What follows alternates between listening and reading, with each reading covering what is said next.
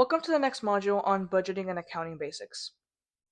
Budgeting is a mechanism for directing your income toward the life you want to lead. While often perceived as a restrictive set of rules designed to limit enjoyment, a budget is actually a tool for financial liberation. It removes the anxiety of the unknown and replaces it with a specific plan for every dollar you earn. By assigning a purpose to your money before you spend it, you eliminate the guessing game that leads to overspending and debt.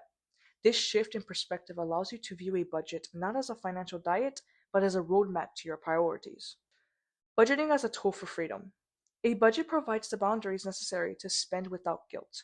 When you have a clear understanding of your fixed obligations, your future goals, the money is remaining in your wants category is yours to use freely. You no longer have to wonder if a dinner out or a new purchase will interfere with your ability to pay rent or save for a new home. This clarity reduces the mental load associated with daily financial decisions. The primary goal of this process is to create a gap between what you earn and what you spend. This gap is where wealth is built. Without a structured budget, this surplus often disappears into invisible spending. Small, recurring purchases that do not add any significant value to your life, but then collectively drain your resources. Organizing your finances into a structured format brings these patterns to light. Structuring your expense tracking. To gain control, you must move beyond general estimates and look at hard data. Tracking requires a comparison between your planned spending, the budget, and your actual behavior, the actual. This comparison is the only way to identify where your financial intentions diverge from reality. Effective tracking categories. Effective tracking categorizes expenses into logical groups. This prevents you from becoming overwhelmed by a long list of individual transactions, focused on three primary pillars: housing and utilities, food and groceries, and entertainment and lifestyle. By isolating these areas, you can see exactly which part of your life is consuming the most capital. Housing and fixed obligations. Housing is typically the largest expense in any budget. This category includes your mortgage or rent, property taxes, insurance, and basic utilities like electricity, water, and gas.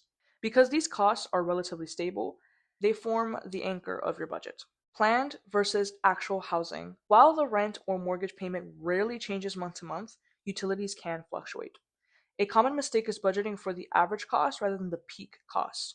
For example, if your electricity bill doubles in the summer due to air conditioning, your budget must reflect that reality. Tracking the actual spent here helps you determine if your fixed costs are consuming too high of a percentage of your income, which may signal a need to downsize or negotiate better rates for services like internet or insurance.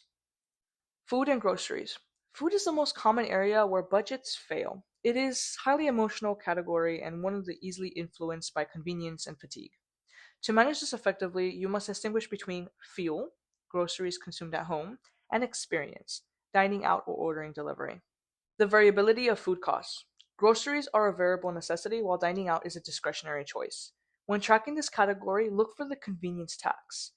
This is the extra amount paid for pre-cut vegetables, individual snack packs, or last-minute grocery runs without a list.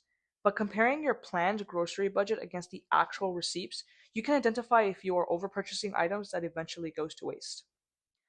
Entertainment and lifestyle. This category encompasses everything from streaming subscriptions and hobbies to clothing and social outings. This is often the first area people try to cut when they feel broke, but it is also the area that provides the most immediate quality of life. The goal is not to eliminate these expenses, but to ensure that they are intentional. Identifying subscription leakage. A major part of modern lifestyle spending is a subscription model.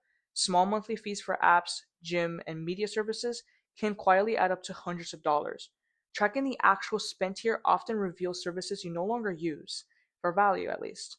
If you plan to spend $100 on entertainment but actually spend $250, the data will show you exactly which one-off purchases or forgotten subscriptions caused the spike. Monthly tracking table. Use the following structure to organize your monthly review. This format allows you to see the variance between your goals and your habits.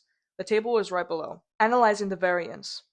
Now that you've finished that, the variance is the difference between your planned and the actual amounts. A negative variance, spending more than planned, is not an inherent failure.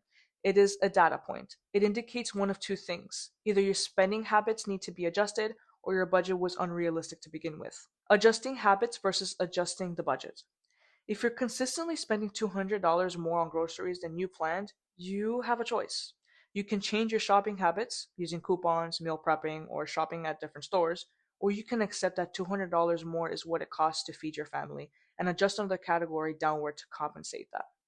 The budget is a living document. It should evolve as your life changes. The role of sinking funds. One reason people feel punished by a budget is the arrival of unexpected but predictable expenses, such as car repairs or annual insurance premiums. These are often treated as emergencies, but they're actually just irregular expenses. A robust budget accounts for these by setting aside a small amount each month into a sinking fund. By the time the bill arrives, the money is already there, preventing the punishment of a drained checking account. Maintaining consistency. The effectiveness of a budget is entirely dependent on the frequency of your check ins. Waiting until the end of the month to look at your spending is a post mortem. It tells you what happened when it is too late to change anything. Weekly review cycles. Perform a 10-minute review every Sunday. Log your transactions from the week and compare them to your monthly remaining balance. This allows you to make mid-course corrections. If you see that you have already spent 80% of your dining out budget by the second week of the month, you could choose to eat at home for the following week to stay on track. This proactive management is what turns a budget from a static list into a dynamic tool for wealth creation. Overcoming psychological barrier. Many people avoid budgeting because they fear what the numbers will reveal. Looking at your debt or your overspending can be uncomfortable. However, that discomfort is temporary, while the stress of financial instability is chronic. Acknowledge that your past spending does not define your future financial potential. The moment you begin tracking, you are already taking ownership of your capital.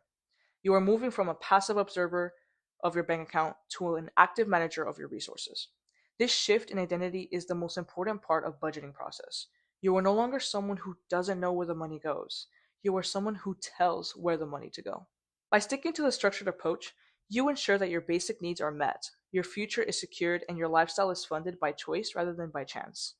This is the essence of financial discipline, giving up what you want now for what you want most.